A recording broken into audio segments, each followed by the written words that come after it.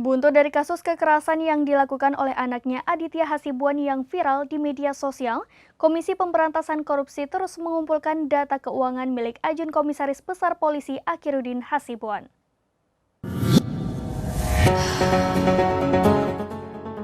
Buntut dari kasus kekerasan yang dilakukan oleh anaknya Aditya Hasibuan yang viral di media sosial, Komisi Pemberantasan Korupsi terus mengumpulkan data keuangan milik Ajun Komisaris Besar Polisi Akhiruddin Hasibuan.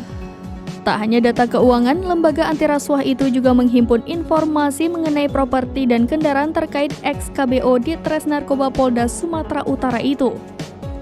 Deputi Pencegahan dan Monitoring KPK, Pahala Nenggolan mengatakan pihaknya berkoordinasi dengan Inspektorat Pengawasan Umum Kepolisian Negara Republik Indonesia atau Itwasum Polri pada 2 Mei 2023.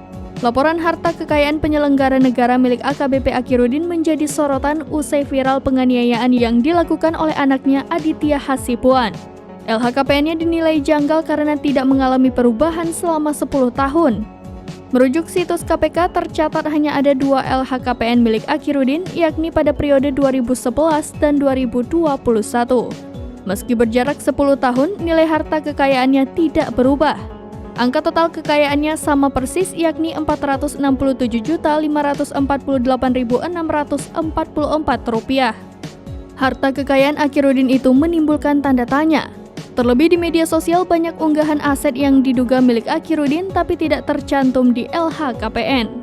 Saat ini AKBP Akhiruddin sudah dicopot dari jabatannya sebagai KBO di Tres Narkoba Polda Sumatera Utara buntut kasus tersebut.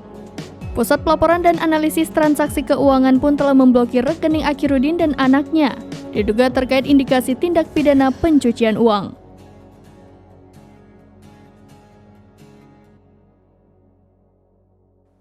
Demikian informasi terkini, Syeda Ralon. Saksikan terus berita lainnya di kanal YouTube Serambi News, website dan Facebook serambinews.com.